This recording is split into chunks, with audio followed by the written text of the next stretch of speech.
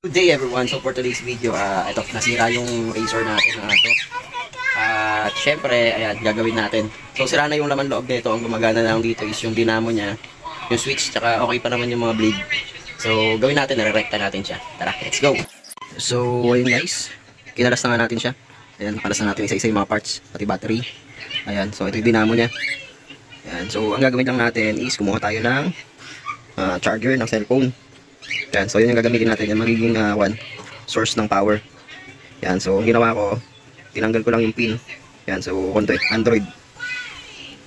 Yan, Android. So ang ginawa ko, yan, so ang ginawa ko lang, bali apat kasi yung kanya ito, yung pinaka wire niya. Ang ginawa ko, kinuha ko lang yung red tsaka black. Yan, so yun yung doon yung negative tsaka positive. And then yun ang i-connect natin dito sa dinamo.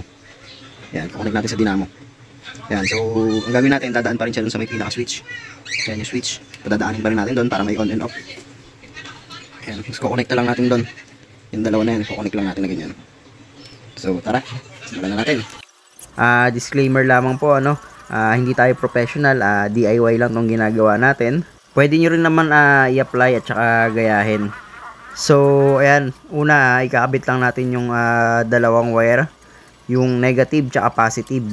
Yung isa rekta na dun sa may dinamo, yung isa naman dun rekta sa may switch natin, para may on and off pa rin tong gagawin natin. So bago pala natin ikabit yung wire natin, check muna natin kung gumagana, kasi pag baliktad yung negative positive hindi gagana yan. So ngayon ay nagcut muna ako ng tsinelas, then lagay natin dun sa may pinaka wire nya sa ibaba, lagyan natin ng glue para in case mahatak-hatak hindi mapuputol yung mga wirings natin sa loob. Yan, so lagyan na natin dikit yung goma. Yan, para hindi umaalog yung pinaka dinamo. Then pwede na natin siyang takpan.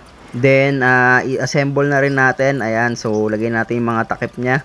Then lagyan ng tornilyo. Kulang nga palang tornilyo kaya naghanap pa ako. So ayan na isa.